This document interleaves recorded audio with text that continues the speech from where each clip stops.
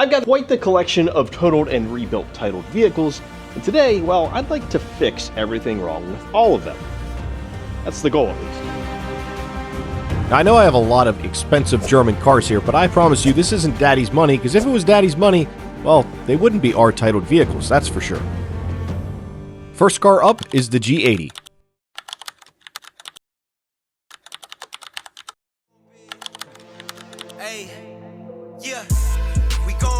This car has been flawless. After rebuilding it, it's had 0 additional issues. Now that doesn't mean it doesn't need some more modifications, because after all, well, that's what I do. A couple mods I've been meaning to do to this, and you guys have been wanting me to do to this for a while now, and the one I'm super excited for, it's an install I've never ever done before. Got a couple upgrades and fixes for this thing, and this truly has been basically a dream of a car. This thing has been perfect, absolutely no flaws with it, runs and drives perfectly, it's fast, it can haul anything and everything. It's been super reliable. It has all the tech like this. You can't beat this for a daily. Now, thankfully, Turner's got me covered here with some spacers. I'm just going to put these in the rear. And I didn't realize they actually changed the bolt pattern. It was 5x120 for forever, and now they're 5x130 like a Porsche. Wasn't expecting that. It's good to know the alarm system works pretty well. I went with a 10mm spacer just for the rear. The front sits a little more flush. If you'd like to get a set of these, I'll have a link below.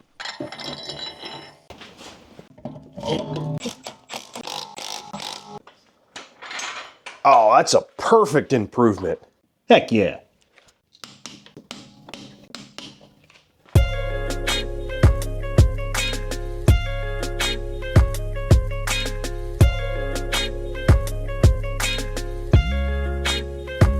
That's like perfect fitment front and rear. Maybe could have snuck a 12mm in the rear, but this isn't a show car, this is a daily driver, and I think that fits it just perfectly.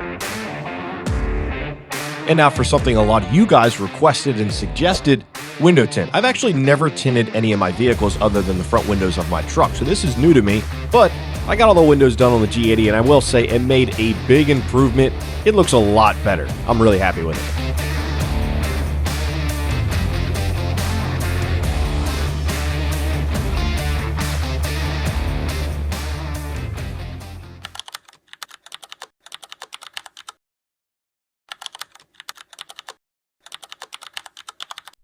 Since this car needs a lot of work, I wanted to start out with something really simple. Dad's gonna really start to complete this engine bay.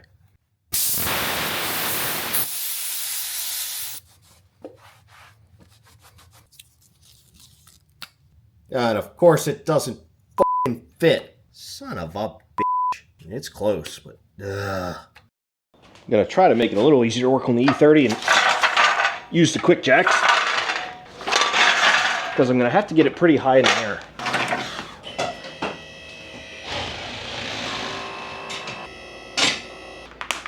Now the fuel system I put on this car was always temporary. I just kind of had the filter just hanging there. I didn't really like how the rubber lines went. I guess if I'm going to explain it to you guys, it'd be easier to show you. So up there where the regulator is, I'm really happy with that. But the rest of it, lines just aren't in the best shape. They're kind of old, and back here, I never liked this. This is just chilling here. So yeah, I want to redo all this. So I'm going to redo all of it with some PTFE line and AN fittings from Evil Energy. And I got a lot of stuff here. We're redoing everything. Oh, and there's one more thing. Got a whole new fuel hat thing because I'm going to modify all of this. I've been putting this off because honestly, this is a pretty big job to do, especially laying on your back underneath a car. If I could stand up while working on this, it would probably already be done. But I have all the lines and all the fittings and everything I need to completely revamp this entire fuel system. Now, that's one way to clean the garage floor.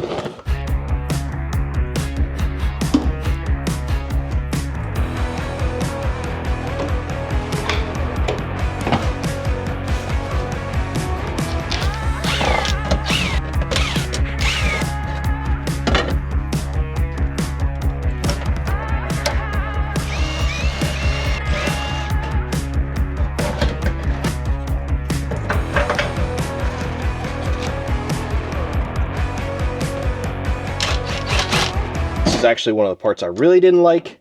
Because some of these fuel pumps have a bigger outlet than inlet, you got to use a reducer, and I didn't like having this big old hose on a reducer to a smaller hose. I mean, not that it leaked or caused any problems, it just wasn't, I didn't love it. It wasn't right.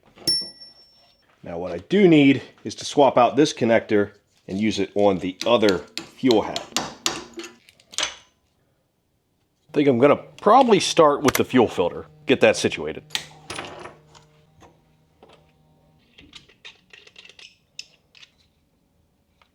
I'm hoping to put this in the factory location. I just got to figure out exactly how I want to mount it.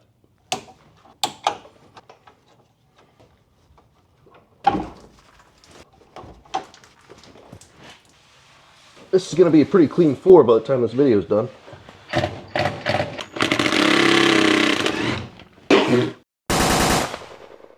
Broke my freaking bit that's so stuck in there. Ouch, it hit my lip too. Old line is out of there.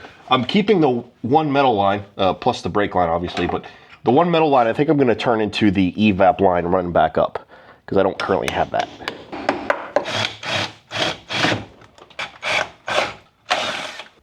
Clearly, I changed my mind and moved the fuel filter up closer to the engine bay, and it worked out really well here, especially with 2 riv nuts. And since that was done, I can move on to making the first line. And this PTFE line is really easy to put together. I use PTFE for everything because it can stand up to more fluids. The line itself is smaller, and I honestly find it easier to put together. And there is the first AN line in this series. Nice little 45. This is going to be the feed. You can see how that tucks up like perfectly along there. Sorry, my light just died.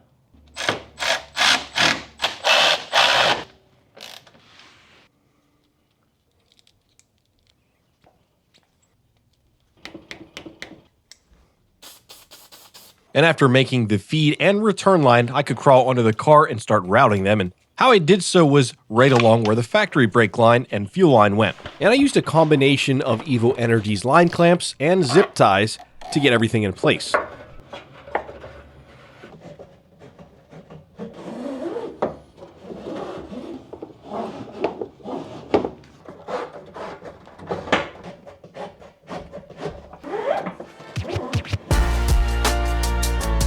I was happy to get out from under the car after a few hours of laying on my back, but I am really pleased with how these lines turn out. They look fantastic, they're up out of the way, and they're mounted really nicely and securely, plus the fuel filter is easy to access and change. Now all that's left to do is finish everything up on the fuel pump side.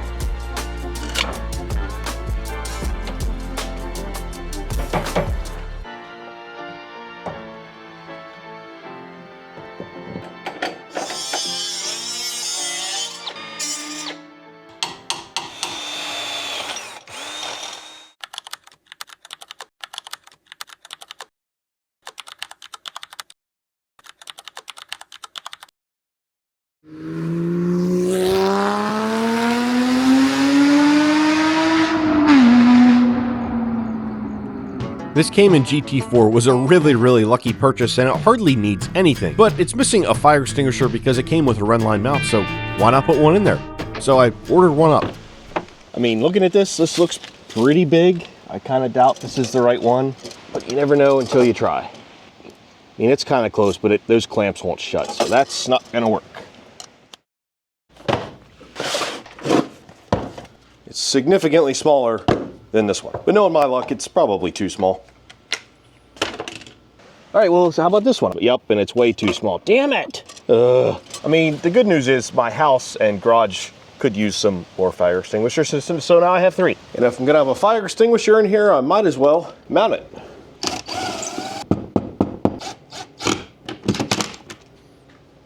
Hey, that's pretty nice. I mean, it even came with a sticker. Look at that. Now everybody knows where the fire extinguisher is. Obviously this thing needs a front bumper and some paint work done and some other bits, but really the problem right now is this tire is completely flat. And I have to take it off anyway because there's a very minor exhaust leak I'd like to fix. There's also a whole host of upgrades I'm going to do to this car, but obviously I can't get it in the garage on a flat tire. So first things first, forgot I need that special wheel adapter. I put it exactly where it should go. Good for me.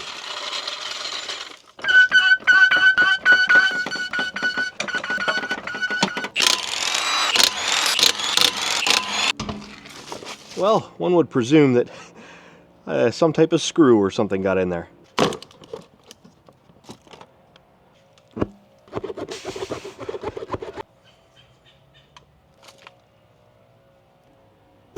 Hopefully that holds.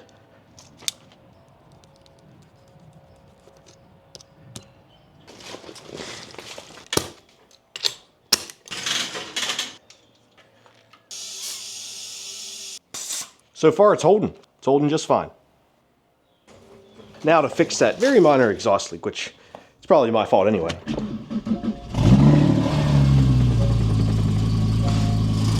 There's just a tiny little leak right there.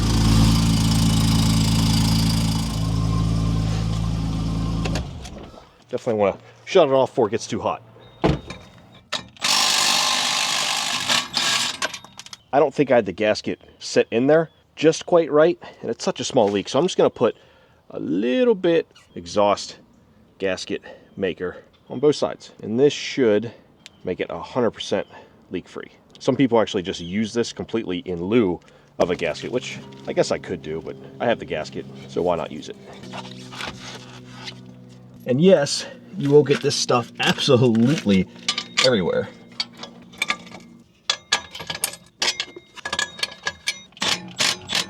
After doing some research, and thanks to you guys, I realized the fire extinguisher that's made for that mount is $250. I'm not spending $250 on a fire extinguisher, so I'm going to figure out a way to mount one of the ones that I already have. This nice quick mount, I've actually used this before in my E36. They work really well, and they're really simple. Just goes like that.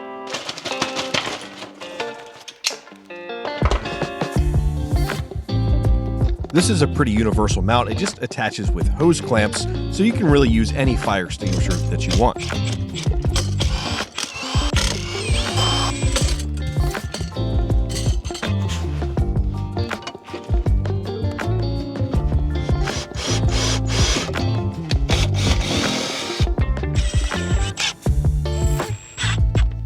And now, there we go.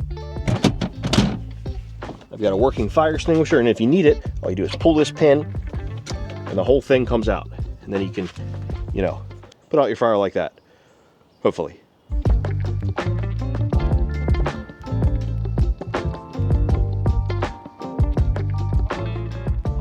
And with that, it's been about an hour.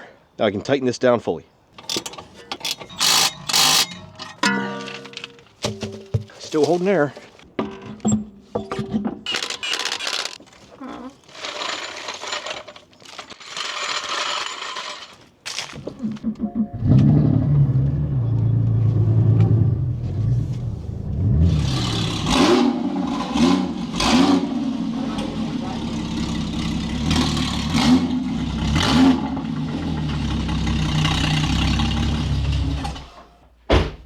What a freaking cool car. The last thing wrong with this car has to do with that headlight that I replaced, because this car didn't come with a driver's side headlight. It was missing. I had no modules, no anything. So thanks to Renlights, I got basically brand new headlights in this car. But since those modules on the driver's side weren't programmed to the car, it thinks there's an error. So I got to get out the PIWIS system, try to make that work. It's not really user-friendly, so I'm going to do my best. The problem is, last time I used that on the 997 Turbo, I programmed the steering wheel, got that to work, but then I lost sport mode and I lost cruise control. It was a whole mess, so I hope that doesn't happen here. This should be a lot simpler. That's what I got to fix. Been a while since I've used this. I'm not even a mechanic, let alone a Porsche mechanic, but somehow I got my hands on the PIWIS software, and it's on a tablet, and it simply just connects to the OBD2 port of the car. See, this is why doing this kind of thing terrifies me, because it freaks the whole car out, and in turn, I get very freaked out. That might be what I need. New part coding. Well, it said it was not completed successfully. Well, I did something else, like automatic coding, and it said it was successful.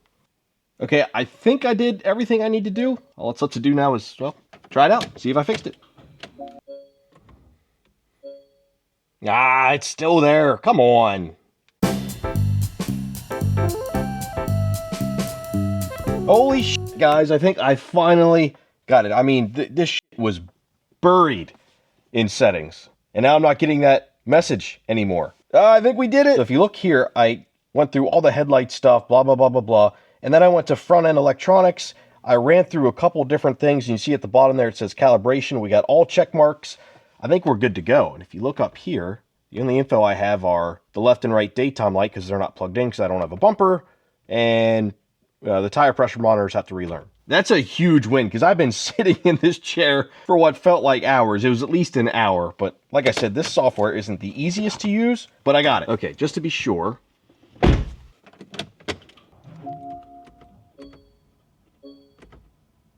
Yes! Make sure the headlights actually work.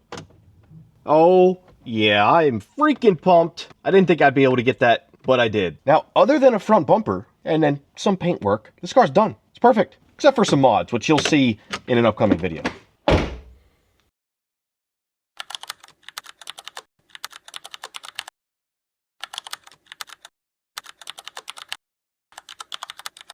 All right, on to the next car, the E92, which needs more work than any car I have.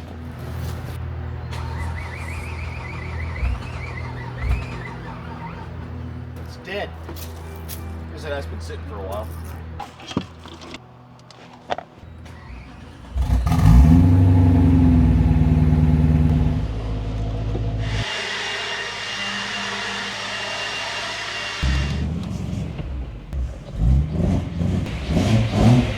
No, it's still running, and it's not knocking. I take that as a win.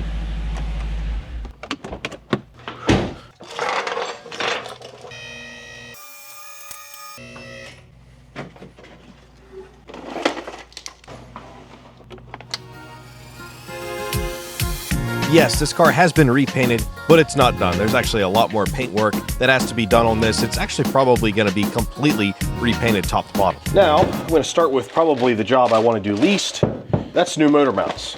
And these are upgraded ECS Tuning heavy duty motor mounts.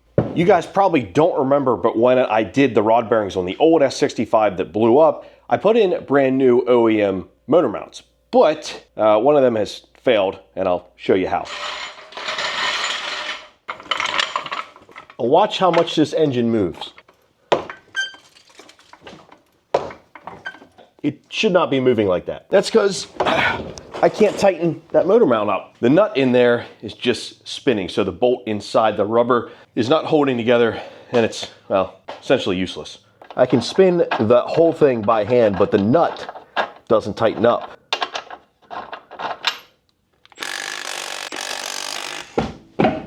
And also, all this stuff that's up here, I just have, well, it's just temporarily installed. None of this is actually bolted down. The top nut tightened down just fine. It's the bottom one that won't. Now, this also begs the question of, how am I going to get it out? Hopefully with some pressure on the motor mount itself, this nut will come off. Nope.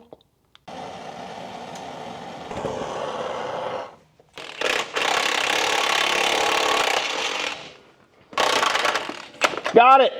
Yeah. I think I just basically got the stud to shear out of the motor mount, which was what I was hoping. Actually, never mind. That's not what happened. All that happened was the top nut came off. So it's still stuck. In conclusion, I think I only have one option. You would think cutting it with a Sawzall would be easy, but it's just the fact that there's no room to really get one in here. I'm gonna try my best though.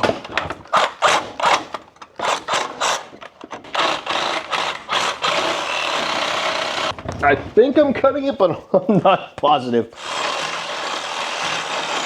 Come on, you dumb bitch. Well, stupid me. Turned the camera off because we had a nice snap, a nice boom as I was sawing. I can't even talk. I'm like 2 hours into this motor mount job. Anyway, I got through it. I didn't get it out yet, but I cut through the bolt. Oh yeah. Sweet. So I got the motor mount unbolted, but of course this is a BMW. That's only the start of the equation. Oh, that's still hot. Not sure how to fish this thing out of here. Well, this just presented a whole nother challenge. How the heck do you get this thing out of here? This car's just a Worst. Apparently I have to lower the subframe, so that's fun. That's what I wanted to be doing. Got it. That's great. I gotta say, D- for BMW for having to make you remove the subframe to change out motor mounts. Sneak the new one in there, and we're about 20% done with this project.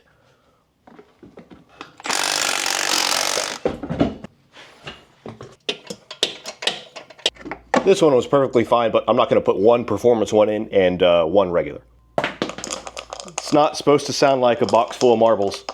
It's also not supposed to be leaking fluid everywhere.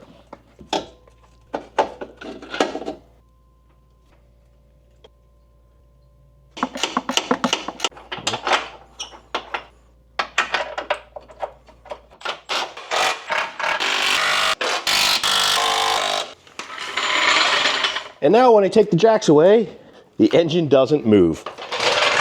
Next up underneath, I think I got the right O2 sensor this time.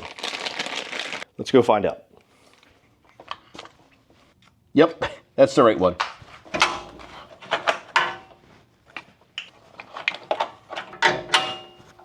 I'm hoping that takes care of the check engine light, or at least one of the codes that I'm getting with this car. So I swapped the O2 sensor plugs from side to side, and I'm still getting the code for this O2 sensor, even though I had the passenger side plugged in. So it turns out all along the O2 sensor was a problem, but I think I may have located the problem. Those wires shouldn't look like that.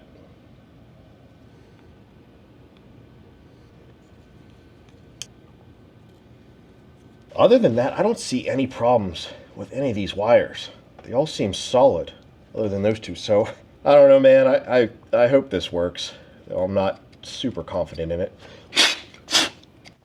I'd like to completely finish up everything on the front end underneath. I've got this, and then some aftermarket goodies in this box.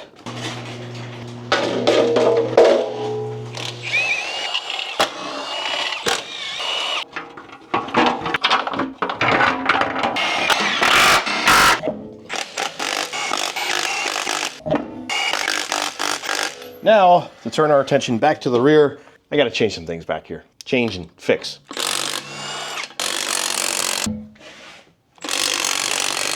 I installed these coilovers a while back with new shock mounts, springs, etc., but it's still riding just a little too low back here, especially for when I get new wheels and tires that are wider. I need a little bit more space, if you will, more gap.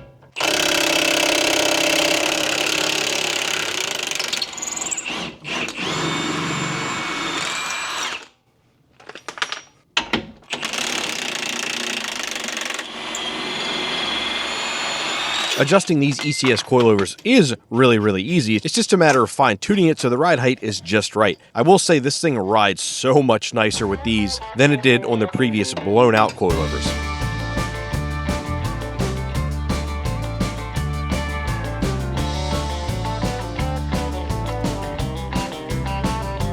Hopefully, now, I'll be done with ride height on this thing, at least until I get new wheels and tires. Oh yeah, much better. I'd say that's honestly darn near perfect. Oh yeah, the other side matches. Cool. Another thing checked off the list.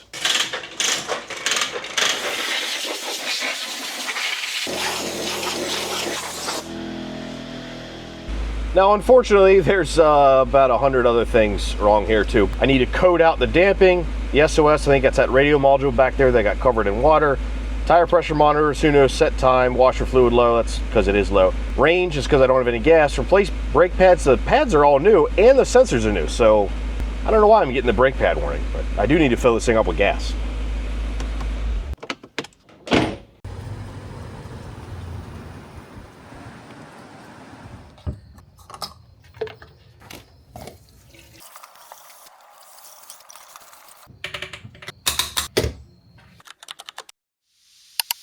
This car just has endless codes, and one of them is the coolant temp sensor. And I replaced the sensor with no change. I tried sorting through all the wiring and found continuity between everywhere. I don't know what the problem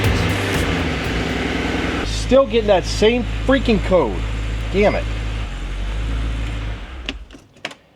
Guys, I don't know. This is extremely frustrating. Didn't fix the coolant temp sensor, didn't fix the O2 sensor. I don't know what to do, to to be honest.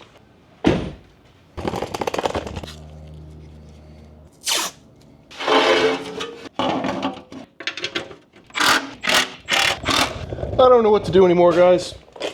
I mean, resistance on the sensor is good. I'm getting continuity on the wiring. I've got no idea, unless this isn't the only coolant temp sensor. From my research, I can't find another one. I also looked at the engine outside. I can't find one there either. I don't freaking know. Still don't see any type of coolant temp sensor. There's got to be one on the head or something. Like, come on.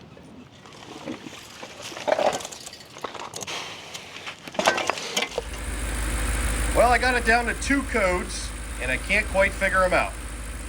That coolant temp sensor, I don't know which one it is, and I'm still getting the same code, the same O2 sensor, so there's something else going on there, unfortunately.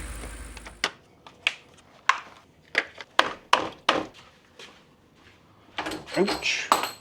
So a new O2 sensor didn't fix the O2 sensor problem, and a new coolant temp sensor didn't fix the coolant temp sensor problem. Confused is an understatement. So for now, I'm at least putting the car back together to a somewhat drivable state.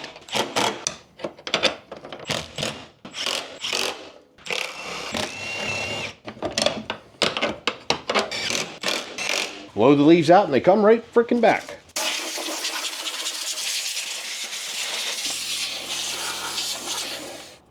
I realize the windshield needs replaced, so putting all this stuff back in doesn't make a ton of sense too, but this stuff has just been laying around. I gotta get it back on the car before I lose it or break it. And of course, no Matt Ross video would be complete without some glass cleaner being used on anything other than glass.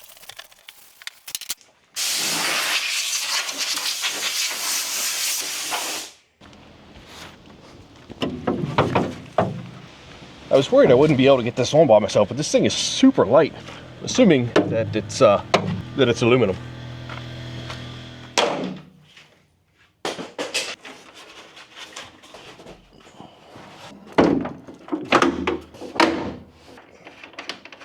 I had to be careful. I didn't want to scratch it or anything.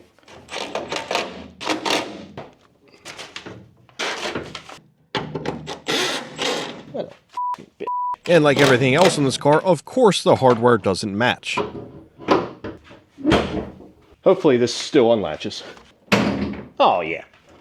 Engine bay is actually almost completed, other than the fact that, you know, all the problems that it has. Ugh. Unfortunately, I think that's it for the E92 M3 for this video, because you guys ever get to a project where you just get super frustrated? That's me right now.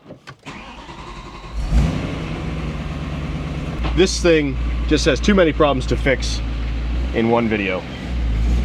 At least this video.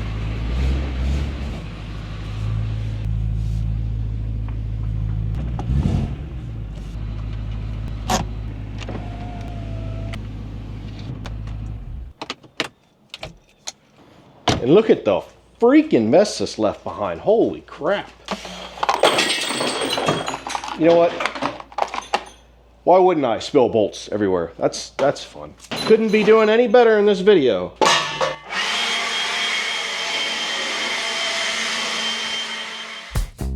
I'll be honest, guys, I was hoping to get way more done in the E92, but this thing's gonna need hours of diagnosing, and I just don't have time for that right now, nor do I really want to deal with it. But there is one vehicle I think I can get 100% perfect in this video.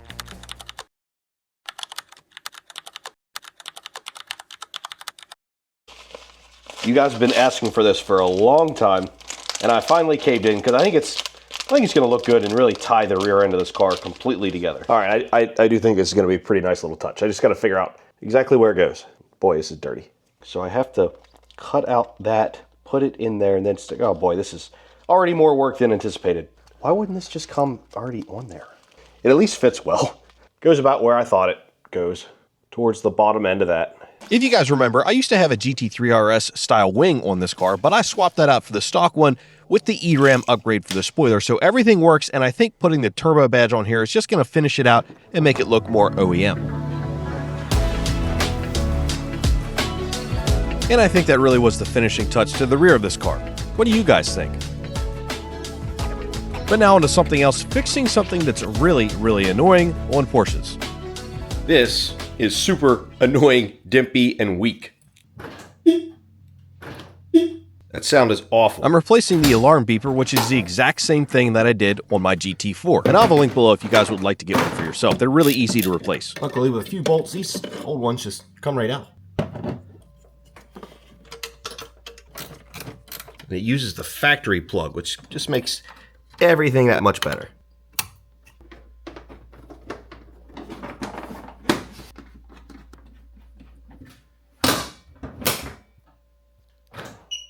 Oh, that's so much better. Just a nice little beep. Awesome little touch. This tire is rubbing just a hair on the fender liner, where this one is not. You can see this one is sitting more in. So I've got to get those arms adjusted via a new alignment. And to do that, I'll be making a trip to the dealership, but not just for that. There's some other things that need fixing. My tire pressure monitor system is not working correctly, and my sport mode doesn't work. And it hasn't worked since I installed the steering wheel and reprogrammed all the modules with the PIWIS system that I'm not that familiar with. So off to the dealer it is. This is going to be expensive. I'm always treated well when I go to the Porsche dealership, and it seems that the car pegs some interest from people who've probably never seen a 997 Turbo in chalk gray before, especially not with a terracotta interior. And they made relatively quick work getting the alignment in check and getting the sport mode to work again, but there was a problem with the tire pressure monitors. Well, some good news, bad news on the 997. I got a text from the service provider. They got the sport mode to work, they got the alignment done, make sure it drives straight and all that, but they can't get the tire pressure monitors to sync. So I don't know if it's the aftermarket sensors I have or not, but I do have a solution to fix that because I got quoted $250 per sensor, and that's not including labor. And I can't spend $1,000 on parts plus tax plus labor. That's just silly. I have a backup plan. Here we go again with these freaking wheels. To my recollection, these stock wheels, I'm pretty sure the tire pressure monitors in these worked. I'm also pretty sure the Apex ones work. Well, I'm gonna take these because these have OEM as far as I'm concerned, and hopefully this fixes it. My plan was to use all the sensors in the stock wheels. After all, hopefully they're Porsche branded and they should work just fine.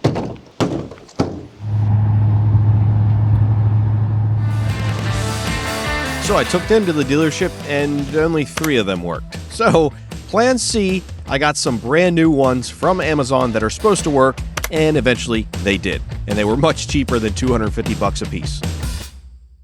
Guys, you gotta check this out. For the first time ever, this car is perfect. Nothing wrong, no dash lights, no nothing. AC, everything. It's done. Bam. And also, bam. And also, bam.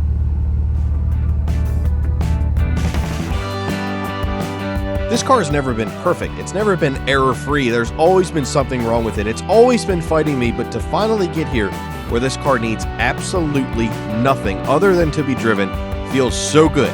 And it feels like this is a little bit of a successful video because this car is perfect and the G80 is also perfect. The rest of the cars, not so much. Now, I'm sure you guys are wondering what the Porsche dealership charged for these services, and it stung. That's for sure, especially considering there was no parts involved. This was all labor. But for you nerds like me, here are the alignment specs before and after. It drives wonderfully now. And here's a breakdown of everything they did. They did a free multi-point inspection, which they always do to try to find more problems, which they didn't find anymore. They did a 4-wheel alignment, which was $450. The labor for the tire pressure monitoring system was $300, and you add in the extra money to fix the sport mode, and it comes out to $1,000.